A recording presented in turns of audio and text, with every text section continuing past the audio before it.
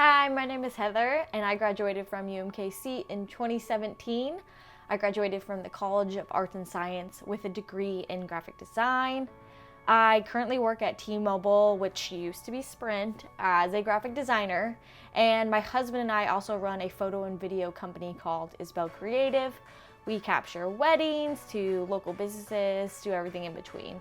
It gets a little crazy with a corporate design job and, my hobby on the side, but I love it and I wouldn't change a thing. Today, I really want to show you one of my favorite projects around this time of year. It is photo transferring on wood, or just text transferring on wood, whatever you want to do. It's super simple and you only need a couple of things. You can buy these little wood figures pretty much anywhere, or if you have any spare wood laying around your house, plywood, basically any type of wood that's a little bit lighter. You can use that as well. I also got these from Walmart for like $1 and there's 6 of them and there's just a circle shape. Any of these will work. I just suggest having a nice light wood. And then you'll need Mod Podge and a sponge, along with whatever paints you would like to use, and printed out images. I always start with sanding my wood just a little bit so it's nice and flat and smooth. Then I'll head to my computer, open up Word, a new blank document, make sure it's letter size. I always measure my picture out to the size of the wood, and then I will go in here and go to picture format and I will crop it to the exact size. So I'm doing that little house, so I need a 4 by 3.5 image. So I just go in here and follow the width and height, and I make sure to get it just perfect because you want it to print out the exact size.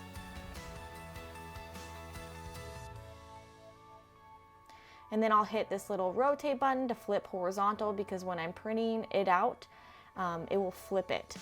I need to make sure I have it on the correct way or it will print backwards. And then I'll go in here and edit the color. I want to make it super contrasty, bring up all the different colors so you can see the wood print very easily.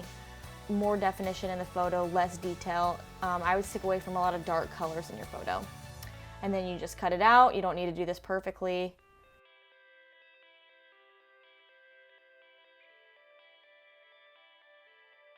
Get a little bit of Mosh Podge. You'll apply a nice even coat on the front of the image. You don't want it too thick, just nice, thin, even. Spread it out all nice. I always like to go both directions. And then you'll take that and take your wood piece and you'll line it up exactly how you want it to show up on the wood piece. So here, this is a picture of our brand new house that we bought this year. So I thought it'd be really cute to make an ornament out of it, I make gifts like for my family every year, but I make sure to get it nice and perfect. That way I don't have to come back, and you can't really do this twice. And then just take a credit card or any flat kind of device you have, and you want to make sure to smooth out all of the air bubbles. Do not put a lot of pressure because you don't want to rip the paper. It is very delicate. This is just regular printer paper. Make sure it's all smooth out to the best of your abilities. You can see here what it looks like after. Obviously there's some leftover hanging, but that's totally fine. Just make sure again that you have all of the bubbles out or the print will not turn out correctly. I have ripped this so many times by over pressing or leaving too many air bubbles, so you just want to make sure you get it as flat as can be. I even look like I smeared a little bit there, but that's okay. No need to be perfect here. I let it dry overnight or just a couple of hours, or use a blow dryer. Just make sure it's super nice and dry before you start the next step. Then you'll just grab a cup of water. You'll start by applying water all over the top, making it a little bit wet, and then you'll go in with a very light pressure and start twisting in a circle motion, rubbing off that paper part. Tear off the edges. Be super careful doing this. You don't want to overpress or the picture will rub off. So just keep doing it light. I just go over it a couple times, just making sure that you're rubbing off all of that paper, or basically all you can. When you get to the finer details or the darker colors, I suggest doing super light, barely push that paper off. It will come off, so you don't have to worry about it, but you just don't want to smear those details. I have made so many things without faces before because I over rub. But clean up your edges, wipe it all down the best you can, You can even get like a paper towel and kind of rub it, again, just not too hard.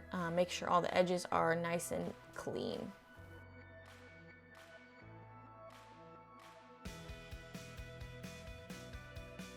This is what it will look like. It's not perfect, but you want to let this dry the first time. I usually like to go set it out in the sun and leave it there for a couple minutes. It doesn't take that long to dry. Here's another piece that I was working on as well. And once you get it back, you'll see it's kind of dried with some white on it. So you'll just go back with a little bit of water and kind of clean up those areas very gently. Again, don't over rub, just kind of get all the excess off that you can.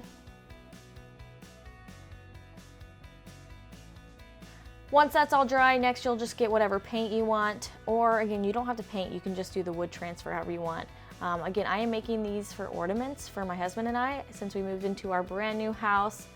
So I'm gonna add a little Christmas color with this rose gold and just apply the paint. Again, I'm not doing this really well because I'll clean it up later on the top layer. You know, I'm not consider myself a painter or any sort of artist in that way, but it's super fun just to get in paint, and I feel like it takes your mind off of things.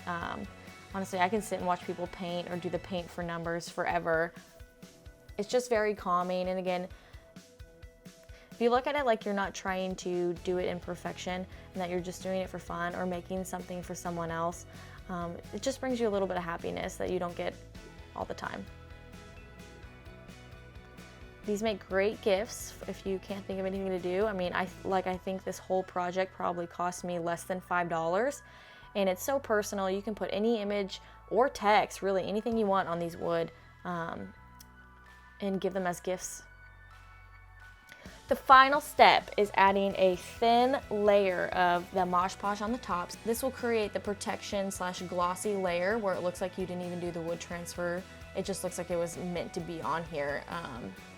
And then again, I'm using this as an ornament, so I'm drilling a hole right in the top so I can hang it on my tree. Here's the final product.